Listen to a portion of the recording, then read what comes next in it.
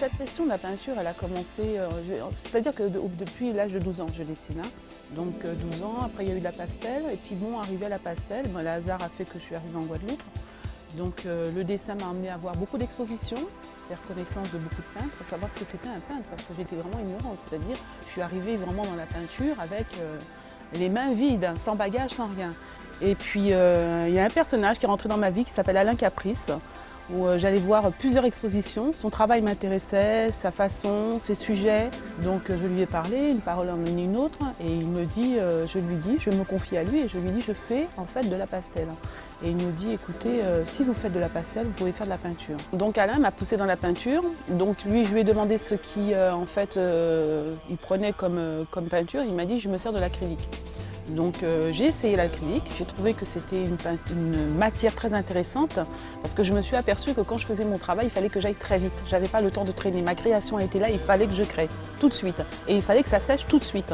Alain Caprice a regardé mes premières toiles et il m'a dit, écoute, moi tu continues à peindre et je t'ouvre les portes. C'était une façon de dire, ça vaut le coup d'essayer, on y va, est-ce que tu es prête? Donc il m'a dit, peins, peins, peins. Donc j'ai écouté, j'ai fait ce qu'il a dit.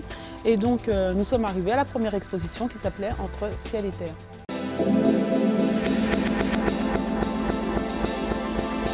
Alors Entre ciel et terre, c'était un peu de tout. Ça veut dire c'était l'être humain, le comportement de l'être humain, enfin tout ce qui se passe autour de nous, aussi bien que la nature, parce que je suis très attirée, j'ai beaucoup vraiment de respect pour la nature.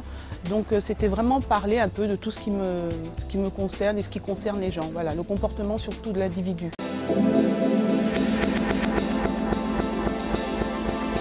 Ma deuxième exposition était En temps longtemps, je dis jour rêvé. Alors ça, c'était une exposition qui est un peu la suite de ce que j'avais fait, donc Entre ciel et terre, et qui montrait aussi vraiment voilà, le comportement de l'individu par rapport à la modernisation aujourd'hui. Ça veut dire qu'en temps longtemps, on n'était qu'à vivre comme ça, et je dis, qu'est-ce qui arrive? Cette modernisation. Alors je me posais la question, sommes-nous à la hauteur de cette modernisation? Faisons-nous le poids contre cette modernisation? Est-ce que vraiment ça nous fait du bien pour vivre?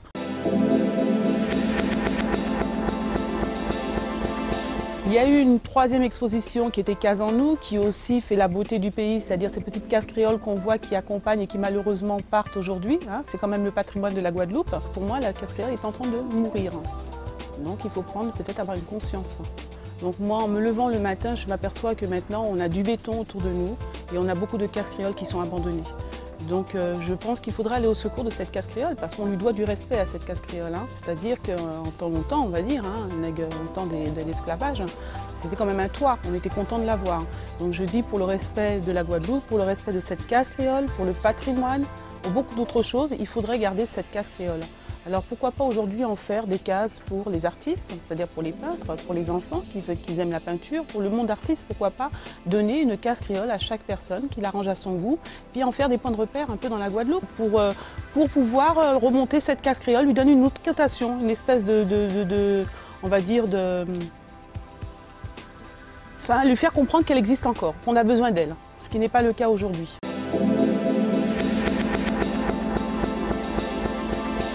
Cette création, autour de la peinture, cette création, il y a la nature qui m'aide à faire. Je regardais un arbre et quelque chose m'est tombé à mes pieds.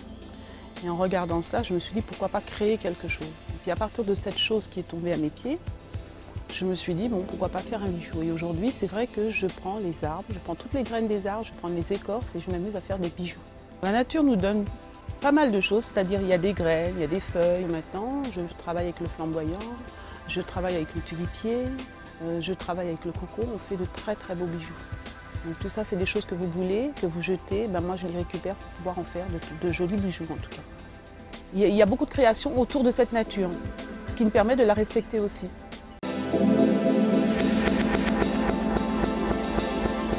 Mes objectifs, sont aujourd'hui donc faire des expositions, parce que pour moi c'est un moyen de communication. Donc ça me permet de parler avec mon public, avec les gens qui m'entourent. Deuxième, c'est de voyager, de pouvoir présenter un peu ma peinture un peu dans le monde entier et surtout de faire comprendre les messages que je veux envoyer à travers cette peinture. Donc en plus de ces objectifs, j'ai vraiment envie de démocratiser l'art. Alors c'est une façon de le faire pour moi, c'est en faisant mon métier de plasticienne, c'est-à-dire qu'en prenant tous les objets de la nature, les objets qui m'entourent. Donc je fais le tour un peu de la Guadeloupe sur les marchés et c'est une façon pour moi de démocratiser l'art, pour dire avec de très belles choses, de petites choses simples, qu'on peut arriver à faire de très belles choses et pas chères surtout.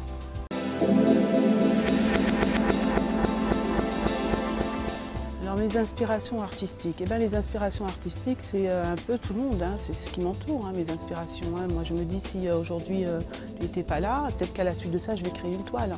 C'est chaque chose qui bouge dans la vie, chaque individu, chaque comportement, comme la casse créole, comme la modernisation, tout ça, ce sont des inspirations qui apportent, qui fait qu'aujourd'hui, j'ai envie de peindre avec. C'est un moyen de communication, en tout cas pour moi. La peinture est un moyen de communication. Donc ça veut dire ce que je ne peux peut-être pas dire, parce que bon, c'est vrai qu'un peintre, enfin moi particulièrement, j'ai beaucoup de mal à parler. Et donc mon pinceau, c'est un instrument de communication.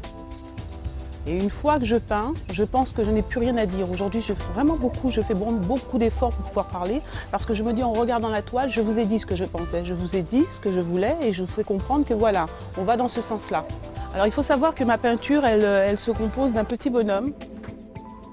Donc c'est un petit bonhomme qui a la tête noire avec une grande blouse blanche qu'on appelle l'homme de lumière. Et ce petit bonhomme-là, on le trouvera sur toutes mes toiles. C'est-à-dire tout ce que je confectionne de mes mains sera ce petit bonhomme-là. Et c'est pour raconter qu'en fait, voilà, je vous mets ce petit bonhomme sur cette toile, c'est à vous de le suivre et qui vous raconte une histoire. Voilà, tout simplement. C'est-à-dire ce petit bonhomme-là, il est très détaillant, le dessin avec beaucoup de détails. Je porte beaucoup d'importance aux détails parce que c'est comme ça en fait que j'emmène la personne dans ma toile, dans mon monde, on va dire. Donc moi, c'est les gens qui m'inspirent, c'est les gens qui sont autour de moi. S'il n'y avait pas la planète, je n'aurais pas d'inspiration, je me dis.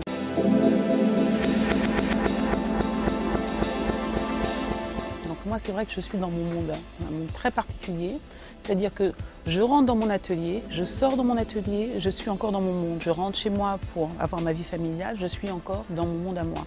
C'est-à-dire que ce petit bonhomme, je le peins sur tous les murs, sur tout ce qui bouge, sur les bijoux, sur les t-shirts, en fait tout ce qui accompagne ce petit bonhomme, c'est tout ce que je crée, toute ma création, c'est toute ma vie en fait, hein. C'est ma vie, la peinture est ma vie. Je me suis aperçue que effectivement, je me lève le matin, je suis obligée de prendre mon pinceau, c'est plus fort que moi. Il faut qu'il y ait cette création autour de moi. Donc je peins effectivement partout.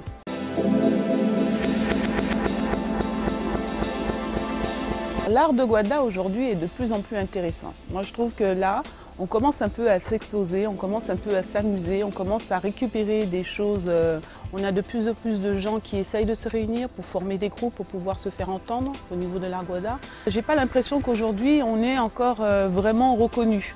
C'est-à-dire qu'aujourd'hui il y a beaucoup de jeunes, il y a beaucoup de jeunes, je vais parler des jeunes, qui font de très belles choses, parce que moi je fais les marchés et je m'aperçois, je fais des connaissances et je vois des jeunes qui font des choses extraordinaires et que malheureusement on ne connaît pas. C'est-à-dire que le peintre aujourd'hui qui veut se faire connaître, s'il ne connaît pas quelqu'un qui puisse l'emmener, lui ouvrir les portes, il va peut-être rester dans son petit coin à peindre. Il faut être positif, hein. De toute façon, dès que c'est pour nos jeunes, il faut être positif, hein. Il faut se dire que l'art va grandir, il faut se dire que chaque artiste dans notre pays va se faire connaître, il faut aller dans le sens positif. Nous avons beaucoup d'artistes ici, c'est à nous, les anciens en tout cas, hein, de tendre la main à ces artistes, d'essayer de les faire connaître, d'essayer peut-être d'être un peu plus chaleureux, parce que je trouve que nous peintres, c'est vrai qu'on a un côté un petit peu, on est mystique, on est assez prétentieux et puis on est très personnel. Il faudrait un peu se relâcher et puis de se dire, bon j'ai un petit jeune là qui a besoin de se lancer, pourquoi pas essayer de lui tenir la main. Donc je crois qu'il y a encore beaucoup d'efforts à faire, il y a beaucoup de choses à mettre en avant, les centres culturels, les réunions de peintres.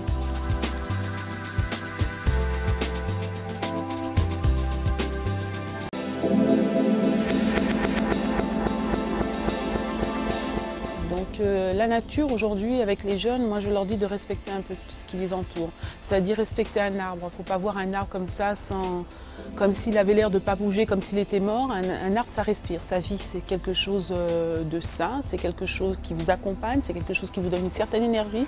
La forêt ça vous donne une certaine... S'il n'y a plus d'arbres, si nous n'avons plus d'arbres, si nous n'avons plus de racines, si nous n'avons plus de fleurs, on ne peut pas vivre, c'est impossible, c'est comme si on n'avait plus d'eau. Donc moi, je demande aux jeunes de connaître leurs arbres, d'apprendre à connaître leurs arbres, d'apprendre à connaître les alentours et puis de respecter la nature. C'est ce que je demande, de respecter la nature. On ne peut pas vivre sans nature, c'est clair.